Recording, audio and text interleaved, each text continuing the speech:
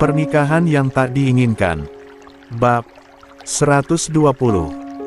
Herlina menatap calon menantunya dengan mata penuh haru. Dalam hati, dia bersyukur putrinya mendapatkan pria yang begitu tulus dan penuh tanggung jawab. Baiklah, nak. Nanti kita diskusikan lagi, ya.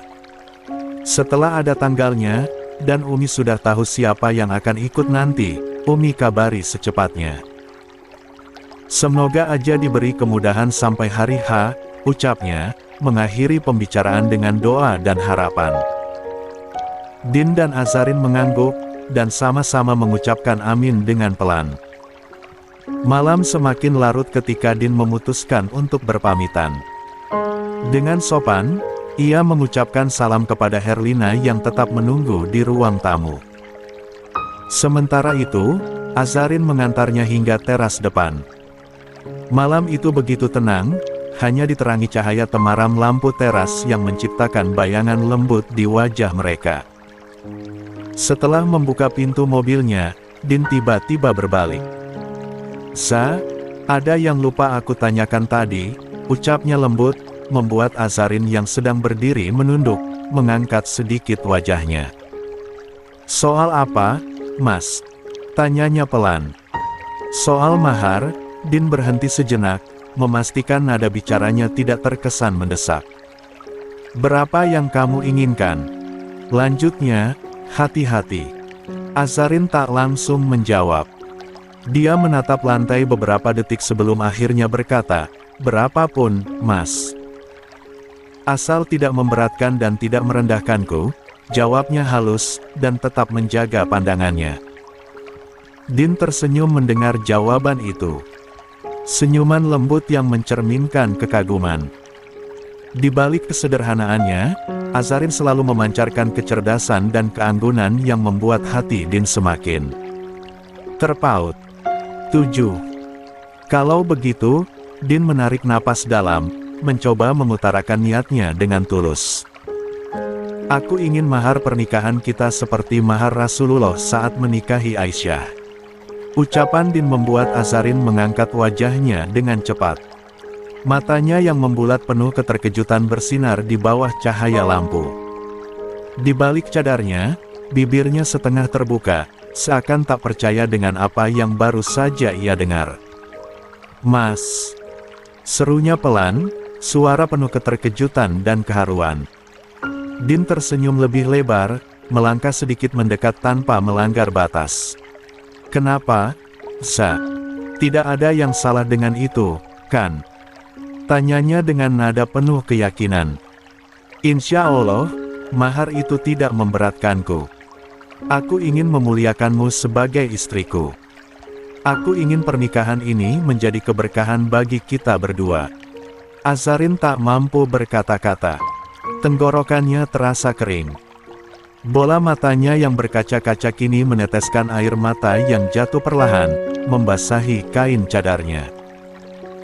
Din, pria yang berdiri di hadapannya, tak hanya penuh kesabaran, tetapi juga selalu mampu meyakinkannya dengan tulus. "Aku mungkin jauh dari sempurna, Sa," lanjut Din. Suaranya bergetar sedikit, menandakan kesungguhannya. "Tapi aku ingin menyempurnakan ibadahku dengan menikahimu. Aku ingin membuatmu merasa mulia, sebagaimana kamu sudah memuliakan aku dengan menerima lamaranku." Azarin hanya bisa menunduk, membiarkan air matanya jatuh tanpa suara.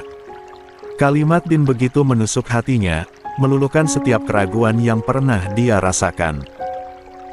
Din melihat itu, tetapi dia tidak ingin mendesak Azarin untuk membalas ucapannya.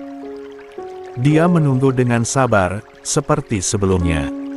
"Mas tahu kan mahar Rasulullah berapa?" "Itu terlalu besar, Mas," ujar Azarin dengan suara lirih, memberanikan diri untuk membuka diskusi yang terasa berat baginya. Din menatap Azarin dengan senyum lembut. 500 dirham dan 60 unta, Sa, jawabnya yakin. "Dan aku tahu, itu tidak seberapa dibanding kebahagiaan yang akan aku dapatkan dengan menikahimu."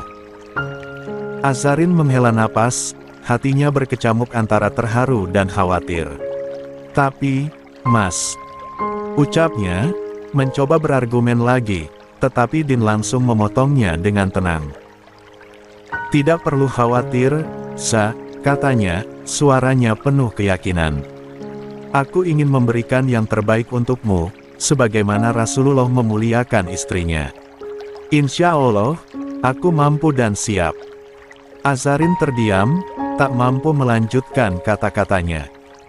Dadanya bergetar, bukan karena keraguan, tetapi karena haru luar biasa. Din, dengan segala ketulusan dan kesungguhannya, selalu mampu membuatnya merasa dihargai. Din tersenyum lagi, melangkah mundur perlahan menuju mobilnya. Aku tunggu kabar tentang tanggal pernikahan kita, Sa, ujarnya lembut. Kabari aku secepatnya, ya. Azarin hanya bisa mengangguk pelan, melihat punggung Din yang semakin menjauh. Saat mobil Din akhirnya melaju pergi, Azarin tetap berdiri di teras, menghapus air mata yang tak henti mengalir di balik cadarnya. Rasa haru dan bahagia luar biasa mengalir dalam hatinya. Bulan ini aja, nikahnya, nak, goda Herlina tiba-tiba, membuat Azarin berbalik seketika. Semakin cepat, semakin baik, tambahnya sambil tersenyum. Umi. Mata Azarin masih berkaca-kaca, dia menatap dengan sendu. Menikahlah, nak. Kamu pantas bahagia, kata Herlina lembut, lalu mendekati putrinya dan dipeluk dengan erat. Umi merestuimu, sayang. Apalagi menikah dalam waktu dekat ini, Umi makin bahagia, lanjutnya menggoda. Is. Desis Azarin, lalu melepaskan pelukannya. Emang udah ada tanggal baiknya? 8. Udah ada, jawab Herlina antusias sambil tersenyum lebar. Kapan? Besok. Herlina kembali tertawa renyah, membuat Azarin mendengkus pelan. Udah, Sna istirahat dulu, nanti besok Umi temui Pak Ustadz, nanyain tanggal baik pernikahan, ucap Herlina kemudian. Alea yang mendengar dari dalam, hatinya seperti tercabik-cabik, tangannya terkepal kuat. Dia saja, masih berjuang menaklukkan jenderal, dan kini Azarin sudah mulai melangsungkan pernikahan. Semudah itukah Azarin bahagia? 9. Tangan gemetar Alea mengetuk daun pintu bercat coklat tua itu dengan irama tak beraturan, seolah luapan emosinya tak bisa dibendung. Pintu terbuka perlahan, memperlihatkan seorang wanita berambut pendek yang tampak terkejut sesaat, sebelum ekspresinya kembali datar. Mas Jen ada? Tanya Alea tanpa basa-basi, suaranya tergesa. Ada, lagi makan, jawab Elsa singkat, mengangguk kaku. Tak menunggu dipersilakan, Alea melangkah masuk. Kontrakan sederhana itu memancarkan aura kesunyian. Di ruang makan kecil, Jenderal terlihat tengah menikmati sarapannya dengan tenang. Dia duduk di depan meja makan yang tampak usang, ditemani secangkir kopi yang masih mengepul. Mas, seru Alea, suaranya menggema di ruang sempit itu. Dia langsung menarik kursi dan duduk di depannya. Kursi tua itu berderit keras, tetapi dia tak peduli. Jenderal mendongak, matanya membelalak melihat kehadiran Alea. Namun, bibirnya tetap terkatup rapat, seolah enggan menyapa. Aku gak kesini untuk berdebat, Mas, kata Alea serius, matanya menatap tajam. Aku cuma pengen kamu buka mata, buka telinga, dan, yang paling penting, buka hatimu. Jenderal tetap diam, sendok di tangannya menggantung di udara. Tatapan Alea semakin tajam, seperti mencoba menembus dinding pertahanan hatinya yang sudah rapuh. Asal kamu tahu, Mas, Aza sudah menerima lamaran Din. Dalam bulan ini, mereka akan menikah. Suaranya serius, tetapi penuh penekanan. Din itu pengacara yang bantu ngurusin perceraian kalian dulu. Raut wajah Jenderal seketika berubah. Wajahnya memucat, dan napasnya seperti tercekat. Dia menatap Alea dengan mata kosong, sementara tangannya gemetar di bawah meja. Aku nggak habis pikir, Mas. Kamu masih terus memperjuangkan Asa. Perempuan yang jelas-jelas sudah gak memikirkan kamu sama sekali. Lanjut Alea, suaranya meninggi. Sementara aku, istri sah kamu, malah kamu abaikan. Jenderal mencoba membuka suara, tetapi hanya helaan napas berat yang keluar. Akhirnya, dengan suara parau, dia bertanya, kamu tahu dari mana? Alea mendengus, menahan emosi yang hampir meluap. Aku dari rumah Umi semalam. Din ada di sana, mendengar jawaban Asa. Jenderal menelan ludah, meski terasa begitu berat. Tanmegannya mengepal, berusaha menahan gejolak emosi yang semakin tak terkendali. Please, Mas, pinta Alea, nadanya mulai melembut. Berhenti kejar dia. Asa nggak akan pernah jadi milikmu lagi, sekeras apapun kamu mencoba. Sudah cukup. Fokus sama aku, sama kita. Kata-kata Alea menggantung di udara, menyisakan keheningan yang mencekam. Jenderal hanya bisa menunduk, tenggelam dalam pikirannya sendiri, sementara Alea menunggu, berharap, meski dalam hatinya dia tahu, mungkin tak akan ada jawaban yang memuaskannya. Jenderal tetap diam, raut wajahnya penuh kekecewaan yang sulit disembunyikan. Dengan perlahan, dia meraih tongkat yang selalu menjadi temannya akhir-akhir ini. Berkat terapi yang dia jalani, Jenderal kini bisa berjalan meski dengan tongkat, walau langkahnya masih terseok-seok. Mas, panggil Alea, suaranya penuh harap dan frustasi. Namun, Jenderal tak mengindahkannya. Dia terus. 10. Melangkah pelan, punggungnya yang membungkuk semakin menjauh, hingga akhirnya menghilang di balik pintu kamar. Alea menggigit bibir bawahnya, tubuhnya bergetar menahan emosi yang memuncak. Kenapa sih, Mas? Kenapa kamu nggak pernah bisa lihat aku, sedikit pun? Teriaknya, suara bergetar penuh luka. Matanya mulai memerah, menenahan air mata yang hampir tumpah.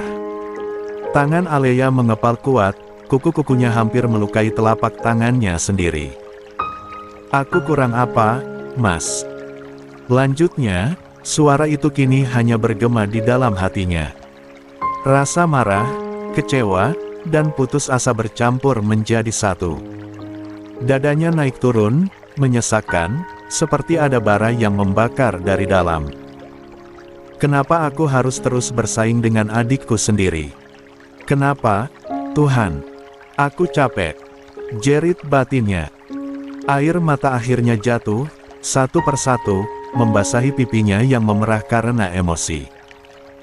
Alea berdiri di tempatnya cukup lama, berusaha menenangkan diri. Namun, perasaannya terlalu kacau. Dengan langkah cepat, dia memutuskan pergi, meninggalkan kontrakan kecil itu.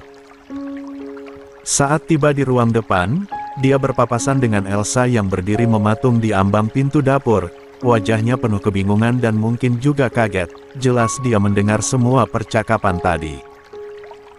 Alea sempat menatapnya sekilas, tetapi tanpa rasa peduli, dia melangkah keluar dengan kepala tegak, meninggalkan semua beban emosinya di dalam rumah itu. Di dalam kamar yang sunyi, Jenderal duduk di tepi ranjang kayu yang sudah mulai rapuh. Tangannya yang gemetar meraih ponsel di atas nakas. Dengan tatapan nanar, dia menatap layar pertama ponselnya, terpampang jelas foto Azarin saat masih berumah tangga dengannya.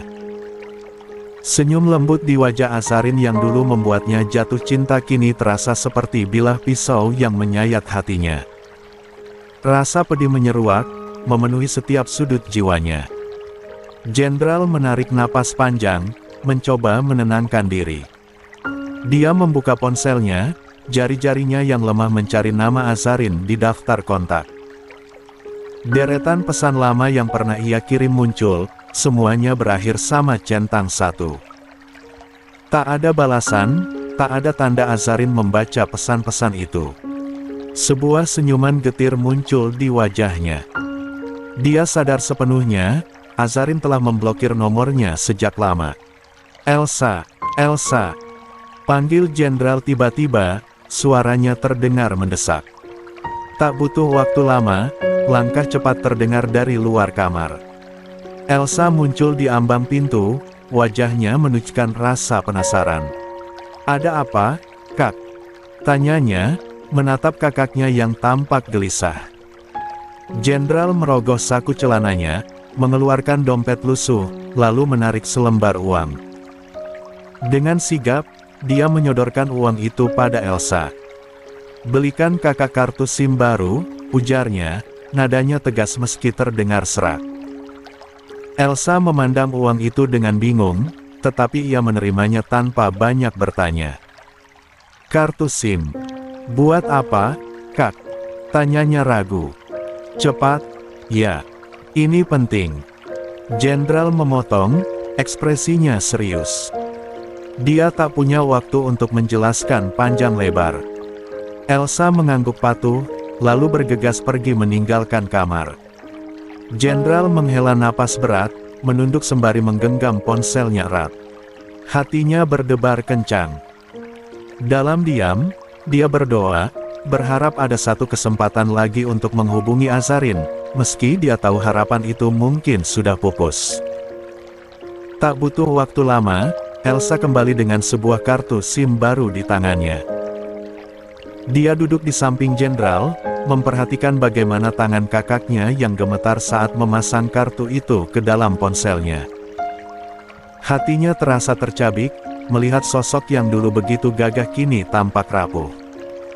Meski begitu, Elsa 11 menahan diri agar tidak menangis. Kak. Elsa tiba-tiba membuka suara, suaranya pelan, tetapi penuh perhatian. Tangannya terulur, memegang pundak. Jenderal yang kokoh namun tampak lelah. Apa kakak terluka mendengar Kak Aza mau menikah? Tanyanya hati-hati. Jenderal yang tengah sibuk mendaftarkan nomor baru di ponselnya mendadak berhenti. Tangannya terdiam, dan tatapannya kosong. Elsa tahu, meskipun kakaknya berusaha terlihat tegar, hatinya pasti hancur. Elsa menghela napas, mencoba melanjutkan. Kak, aku pernah mengirim pesan ke Kak Aza, minta dia kasih kakak kesempatan kedua. Tapi, suaranya lirih, Kak Aza hanya membaca pesan itu tanpa membalas. Jenderal tetap terdiam, tak ada respons. Pandangannya menerawang jauh, seolah mencari jawaban di tempat yang tak bisa dijangkau. Jadi, dengan nomor baru ini, kakak berharap Kak Aza akan membalas. Tanya Elsa hati-hati. Jenderal menarik napas dalam, lalu menghembuskannya dengan berat. Setidaknya, kakak ingin berusaha dulu, jawabnya lirih. Kalau dia membalas, mungkin itu tanda kakak masih punya kesempatan. Elsa menatap jenderal dengan sedih. Dan kalau Kak Aza menolak? Tanyanya lagi, matanya berkaca-kaca. Kakak akan terus berusaha sampai dia sah menjadi istri orang lain, ujar jenderal pelan, tetapi ada nada kepastian di balik kata-katanya. Dulu kakak tidak pernah memperjuangkan Aza, tapi kali ini, kakak tidak akan menyerah. Elsa menggigit bibirnya, berusaha menahan emosi. Kak, panggilnya dengan suara bergetar. Please, Kak. Jangan begini. Kak Alea bilang, Kak Aza sudah menerima lamaran pria lain, dan mereka akan menikah bulan ini. Itu artinya semua sudah selesai, Kak. Tidak akan ada yang berubah selain kekecewaan. Jenderal tetap terdiam, tetapi Elsa tahu, kata-katanya telah menyentuh hati kakaknya. Namun, dia juga bisa merasakan tekad jenderal yang begitu kuat, meski terdengar tidak masuk akal. Kak, Elsa mencoba lagi, kali ini suaranya penuh permohonan. Aku gak ngelarang kakak berusaha, tapi ini mustahil, Kak. Jangan sampai kakak terluka lebih dalam. Aku mohon, Kak. Sebelum semua ini menghancurkan kakak fisik dan batin. Kalau kakak mau menemui Kak Asa, temui dia. Bicara dari hati ke hati, tapi jangan paksakan diri kakak lebih jauh, pinta Elsa dengan air mata yang mulai menggenang. Aku gak bisa kehilangan kakak. Aku gak punya siapa-siapa. Suara Elsa terdengar begitu lirih, hampir seperti bisikan. Dia menengadah ke langit-langit kamar, berusaha sekuat tenaga menahan air matanya agar tidak jatuh. Jenderal mengalihkan pandangannya, menatap Elsa dengan hati yang berat. Kakak akan berusaha dulu, gumamnya. Namun, nada suaranya melemah saat melanjutkan, tapi kalau akhirnya kakak harus kalah. Dia terdiam. Kata-katanya menggantung, karena bahkan dia sendiri tidak tahu bagaimana menghadapi kemungkinan itu. Elsa menarik napas dalam, mencoba menguatkan dirinya. Kak, fokuslah pada rumah tangga kakak, katanya dengan suara lebih tegas. Dia menatap jenderal penuh keyakinan. Karena hanya itu jalan yang bisa membuat kakak tetap dekat dengan Kak Asa. Hanya itu cara yang membuat kakak punya alasan untuk berada di atap yang sama, meski status kalian bukan suami istri lagi. Kata-kata Elsa langsung membuat jenderal tersentak. Dia menoleh dengan tatapan penuh tanya, tetapi di baliknya ada secercah harapan yang perlahan menyala. Dia mulai memahami maksud Elsa. Kamu benar, El, ucapnya pelan, tetapi ada keyakinan yang tumbuh dalam nada suaranya. Kakak harus memulai dari sini. Melihat respons jenderal, Elsa tersenyum kecil. Dia mengusap lembut pundak kakaknya, mencoba. 12. Mentransfer kekuatan yang dia miliki meski tidak seberapa. Aku cuma ingin kakak bahagia, tanpa harus melukai diri sendiri, ujarnya lembut. Jenderal hanya mengangguk pelan, matanya kembali menatap ke depan, seolah mencoba menggambarkan jalan yang harus dia tempuh. Dalam hatinya, dia tahu, perjalanannya tidak akan mudah. Tetapi setidaknya, kini dia punya arah.